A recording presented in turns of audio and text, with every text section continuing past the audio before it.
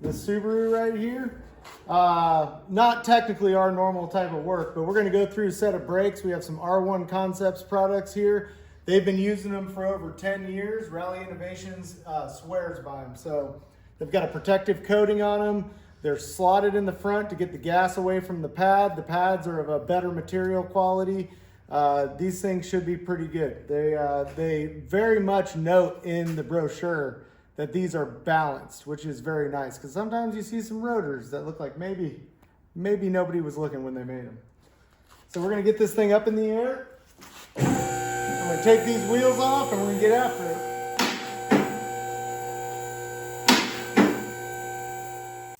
All right, so far, coming into this, we know we need a few basic tools. First of all, if you're in your driveway, you need to jack it up, put it on some jack stands, never just work on it on the jack. Next is we need something to take the wheels off with. This can be done by hand, manually. We're in a shop, we have a lift. We're gonna do it real easy and quick. I got a ratchet. I like a longer length handle. I like something that's flex head, but I don't like to be flexy all the time. Works kind of in every situation. Got a 3-inch extension, a 14 millimeter socket, and a 17 millimeter socket. The 14 millimeter is for your caliper. The 17 millimeter is for the caliper bracket that goes to the spindle. I will say though, when you're pushing in pistons, do one corner at a time. Finish driver's side, move to the passenger side. You don't want to have all 4 off, return a piston, push all that pressure back into the other pistons and pop one out and end up needing to run and go look for a new caliper. That is not something you want to be doing on a Sunday afternoon after you've been in the garage 3 beers deep working on your car. All right, next thing, we need 19, I think this is 19 millimeters. There should be a 19 millimeter lug nut on here. We'll find out in just a second. And we have an impact gun. These new electric guns are getting really good. We're plumbed for air because that's the era we came out of. But man.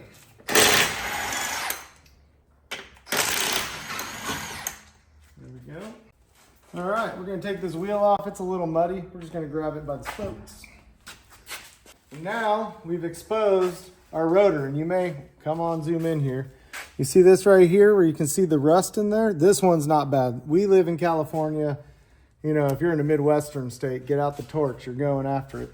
But what we're gonna do is we're gonna see if this is loose, which it's not. We're probably gonna whack it with a hammer right here. Be careful not to hit your threads. But before we do that, we're gonna take this caliper off, which brings us to that 14 millimeter socket.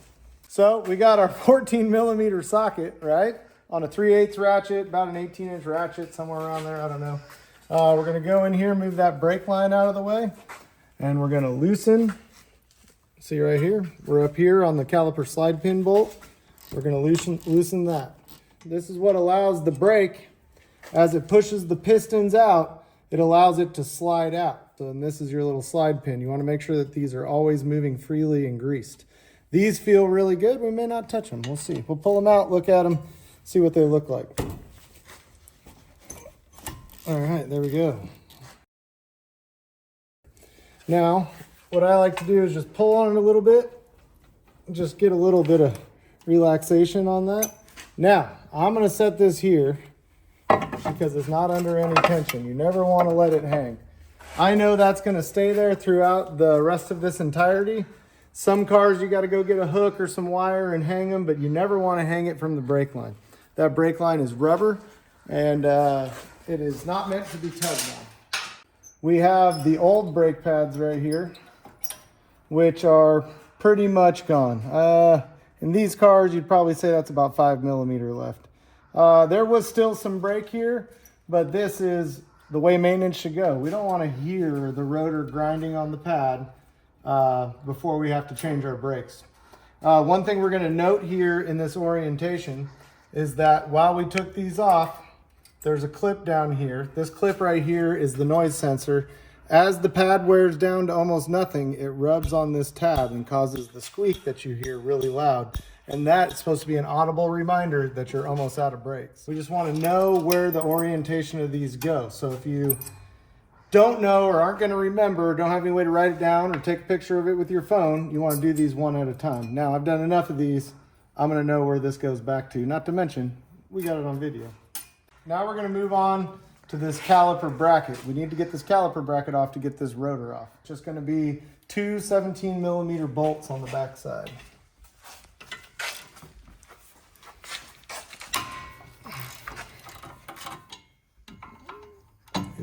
My ratchet fit in there? Nope, we're gonna need that 3-inch extension. This one, I needed 3-inch extension. This would also probably been handy on this top caliper bolt up here. And as I was saying, see these pins?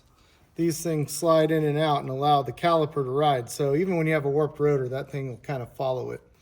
But this would have helped because the brake line was right in the way of this bolt. I did just move it out of the way and loosen it. But, you know, an extension will get right past it.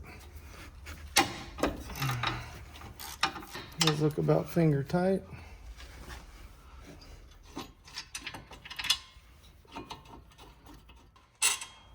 Bam, and we're off. All right, I'm gonna throw these nuts back on. Sure, it takes an extra few seconds. We're not gonna go all the way on, and we're trying not to create more work for ourselves. We're just gonna kind of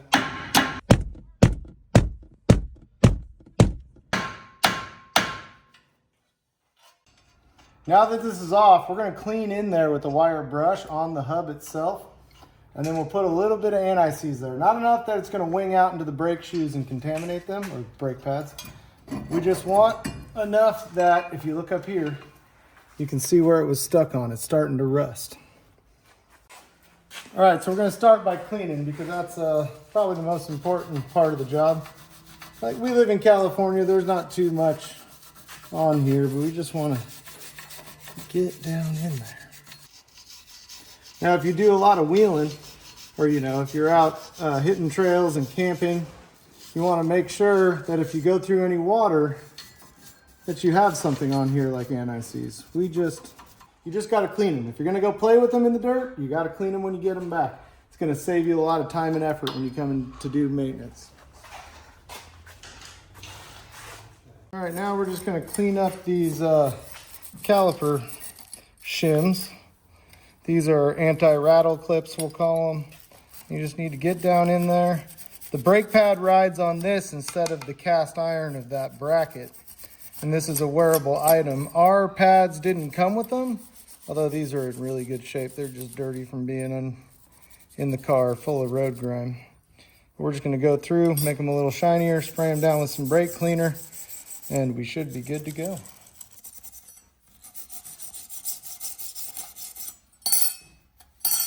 Good. Whatever you do, wear gloves when you do this.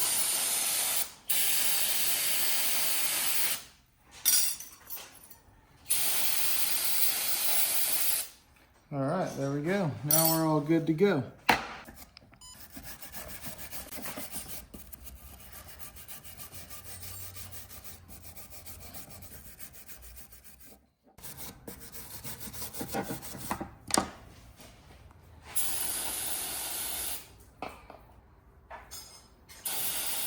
Next thing we want to check before we put them back in is we want to look at these pins. Now these feel lubed up and great, but we'll take it off to show you what's going on in there. This is a little grease boot, right? It keeps the grease in there. It locks onto this edge and it locks onto this edge here. This does have grease in here. It looks a little old. It does feel really well. We'll wipe it off. We'll put some fresh on it. Okay. Now, we got some lube right here. Oh man, look at how tiny that little pull tab is. Bam. Oh, I hate those things. All right, we're gonna put some on here. We'll lube it up. We'll get a little in here. We don't want so much that we're hydroing this cylinder here. That's why it does have 3 flat cuts on it, is to let the air around as it's going in and out. That looks like it should be enough. Oh, that's the wrong way. There we go. Put that over that bottom seal. And we're just gonna play it around in there, make sure it's good. It should be smooth. It shouldn't feel gritty. It shouldn't be metal on metal. It should just be a nice, smooth action. We're gonna get this one done, and then we'll move on. Oh, on these pins, sometimes one will have a rubber grommet, if not most of the time. This rubber here is for vibration damping when it goes in there. You want to put it back in the orientation that it came out of. So do these one at a time. This is an all steel pin. This has rubber in it. That way when it's flexing as it's trying to go with the actual the wheel and everything on the car is trying to go with the wheel as you're trying to stop it. This gets rid of that vibrational noises. NVH, noise, vibration, and harshness. You'll notice this has little flat spots on it too, and that's to let air by on the rubber guy. It'll eventually come out. It won't hold forever, just like your tires. All right. Now we need to go compress that caliper. All right, so we're gonna go old school backyard. I have no idea what happened to my little TIE Fighter tool. There's some other tools you can rent from stores. We're just gonna take the old pad. We're gonna throw it in here. We're gonna come around the backside where we're trying not to tug on this brake line over here. So I'm just gonna get it up there. I'm gonna go to the back of the bolt if I can reach it. The goal is just to get these both to go in at the same time. We'll see if this will work. If not, I'll go grab a bigger C-clamp. It's not very hard. It just needs to go slow. We're not trying to shock it up into the system. Also, because we're compressing these, it's gonna push fluid back up into the master cylinder. So if you've seen low brake fluid or anybody's topped it off, it may come out the top of the master cylinder itself, out of the reservoir. Also, when you're done with the brake job, step on the brakes 5 to 10 times. You need to push these pistons back out. All right, our hands are a little dirty, but you can see the coating on this rotor. It's actually very beautiful. This has been machined with a diamond slot. I'm not so sure these are available to the public. It's ordered. I'm sure you can special order them that way. We do want to put some anti-seize in here, so we're going to go grab some. We're going to go in here. We're going to put a little bit of anti-seize down on this hub. This is Earl's, but whatever you got, just something to keep it. Not too much, just something so where we're not beating it off with the hammer next go around. Bam.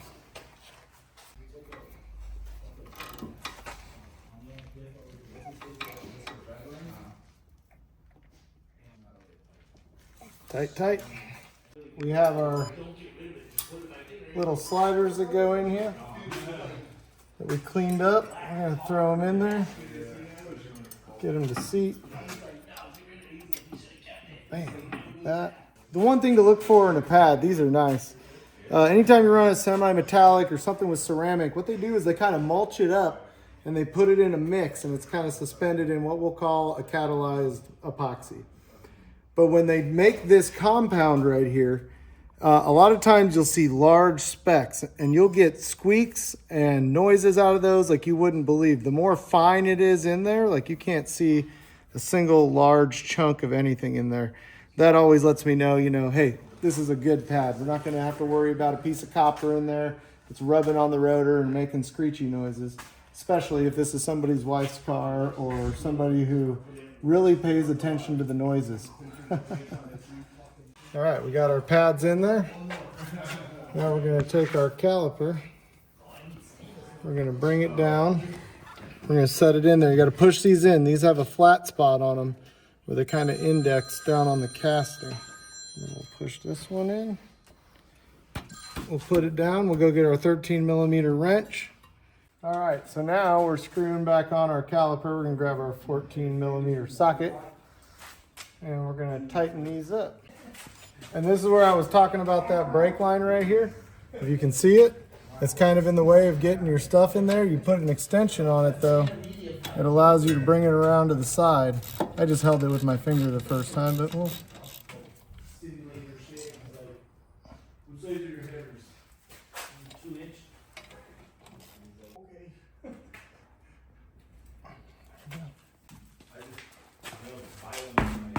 And 14 for this rear. A little rustier around this guy, although it looks like somebody's maybe lubed it. It looks kind of wet, or something's coming from in here. This little hole right here is for your drum adjuster on the drum parking brake in here. We're going to start by taking off our 2 caliper bolts. I already broke the top one loose. And all we're going to do is take this out of our slide pin.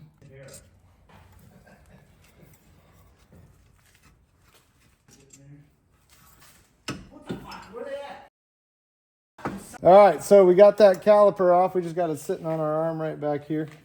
We're going to try to get this brake pad out of there. There we go.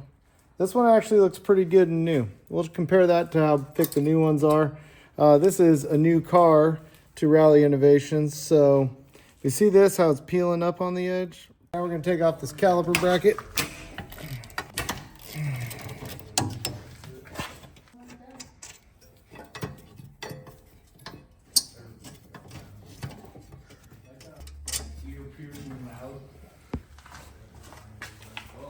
If you set the parking brake, you're never getting that off. You got to make sure that the parking brake is off when you're doing this. This is your drum parking brake. We'll get in here, we'll clean this out with some brake cleaner. Everything in here looks good. Axle feels good. And then we'll throw on our new rotors and pads. Find any actual tools around. I'm sure I lent it to somebody, or it's sitting underneath the car over there. Something happened to my brake piston return tool. Just want to go nice and slow. This isn't a race. We don't want to blow any seals out. It's returning through about a 50 thousandths hole in the master cylinder. So, bam. Don't put that. All right, on the rear, this is nice. This thing's fully coated inside and out. We're gonna put this on. There's an access hole for adjusting this guy down here on this bottom star adjuster. If it's too tight, don't force it on there. You can loosen that up. So we're looking good. So I'm gonna put some anti-seize down around here, clean it with a wire brush, and then we'll put it back on. That's nice. Getting the signals here. Coming in, it was hard. Cool. Is it you? There we go, just enough. All right, so we're gonna throw this on here. We'll be able to rotate this around and we'll just create a little bit of drag on that parking brake and then back it off. But right now, we've already returned our piston. We've got our new pads over here. Again, a nice smooth compound. I don't see any huge chunks of metal in there or ceramic. This guy right here on this particular model, in most models, the rule of thumb is this would go to the back side. And this is your squeaker right there. It lets you know when you get down to that level of brake pad, which we got a long way to go. And if you compare our new ones to our old ones, you can tell the old ones were about half-life.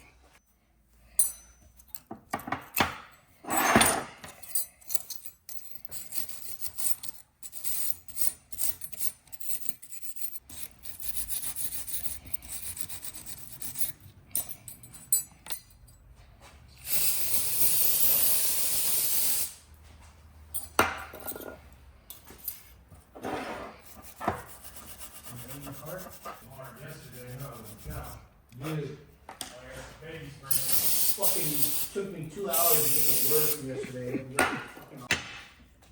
Well, I got woken up at like 4 in the morning from the wind. All right, let's go throw these back on. We'll throw some red Loctite on these. Bam.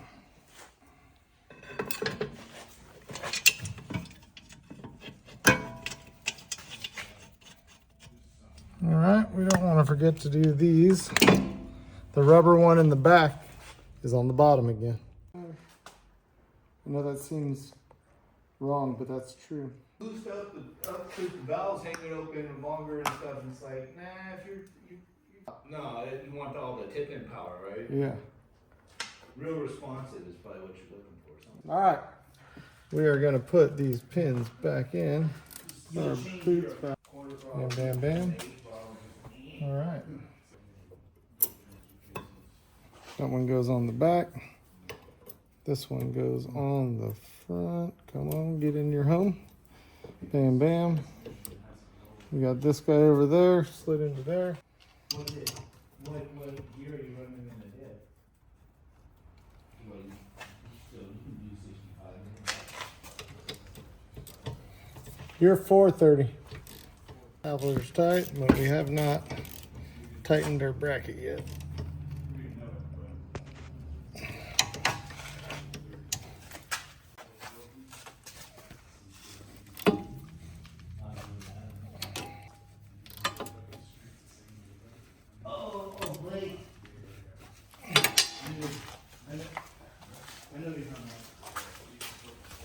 Now, usually the rule of thumb with drum brakes is it rotates over the top towards the center of the car is tightening. But we will see if this one's A. There, you can get the camera in there.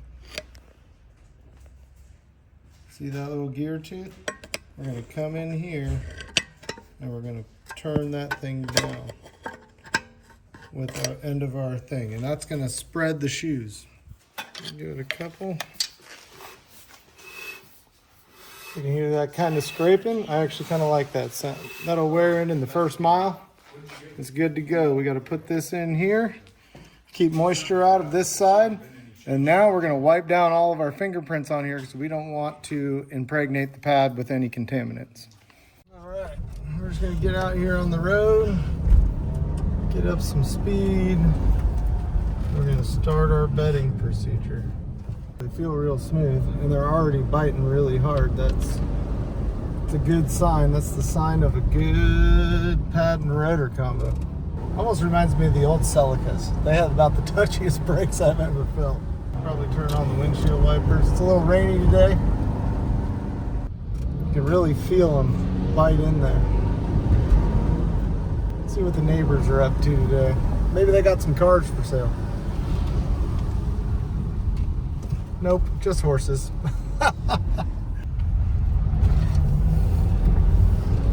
Oh, we can test out the all-wheel drive in a wet corner.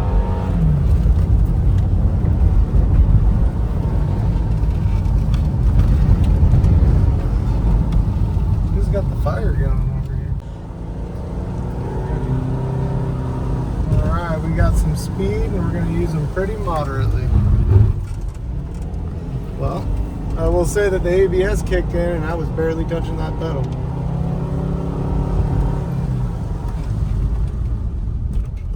Nice smooth stop. Felt good. I don't hear any squeaks, rattles. We double checked all of our bolts. We set the e-brake. That's feeling like it actually may do something now. Once we're done completing our bedding procedure, we'll let them cool. And after they're done cooling, we'll just drive them like we normally would.